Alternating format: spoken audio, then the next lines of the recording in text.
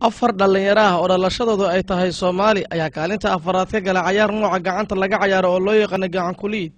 oo ay soo qaban qaabisay Olombikada adduunka ayaa lagu qabtay magaalada Alexandria ee Sharm el-Sheikh.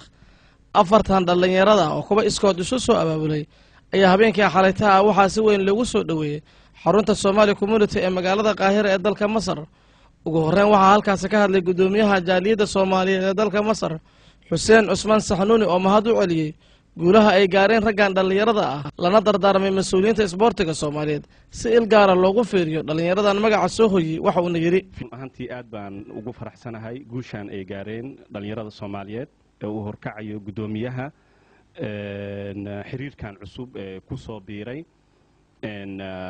guddiga Olombikada Soomaaliyeed oo aan horey u jirin oo uu hogaaminayo Cabdullaahi Xoosh.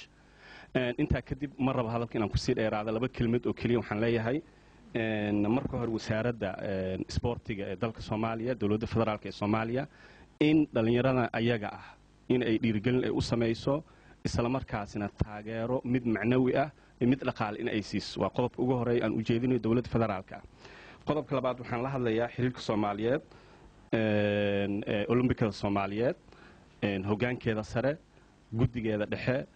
guddi hoosaadka dhammaan ayagana waxaan ka codsanaynaa inay garab istaagaan isla markaasina ay u aqoonsanaan Cabdullaahi Xoosh iyo dhalinyarada garbihiisa taagan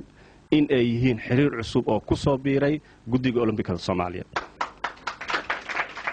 sidoo kale waxaa halkaas ka hadlay Sheekh Yuusuf Xuseen Jimcaale oo asaguna amaana dadaalkii ay sameeyeen raggan dhalinyarada ah runtii ayagoo runtii la caadifooday ama maaragtay ayagoo dareemayo ahmiyadda ay leedahay shabaabkan ama dhalinyaradan ku guulaysatay koobkan hadda hortayna ka muuqdo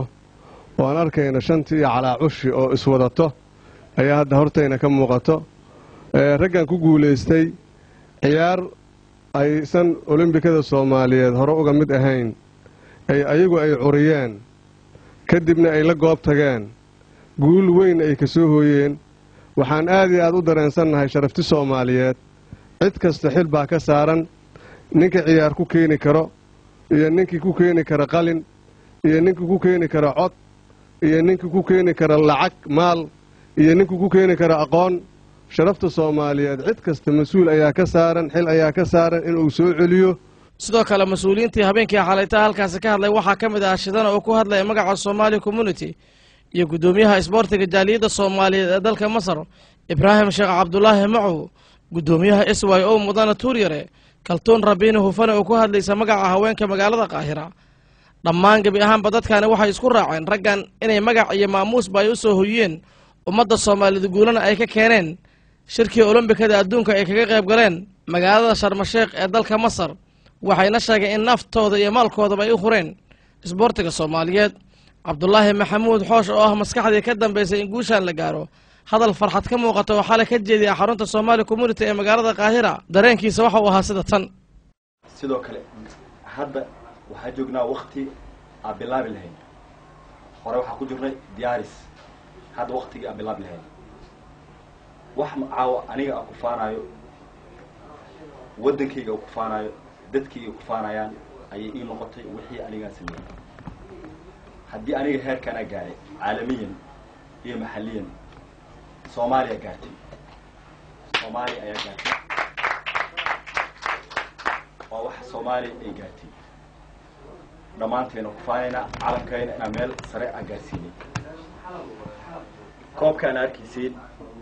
waa koobkii aan soo qaadnay oo aan ka soo qaadnay magaalada Sharm el-Sheikh horey koob kala soo qaadnay ciyaarta markii lagu guulaysto koobkaan la siiyay 30 dawlad ay ka soo qayb gashay waxaana ka galnay kaalinta afraad hore loo hadlay hadal badan ma sheegaan kaalinta afraad ka qayb galnay tii Afrikaanka iyo Carabta waxa ka galnay kaalinta labaad dhinaca Carabta kaalinta labaad dhinaca Afrikaanka kaalinta labaad. markaan ciyaartan kaliya wax aan ku faanayna kaliya ma noqon maanta waxay noqotay qof walba oo horay oo mamarsiye haysto oo ciyaartu ka weynaayo oo khibrad kara ciyaarta. Mahad Carab oo Cali telefishinka Universal القاهرة.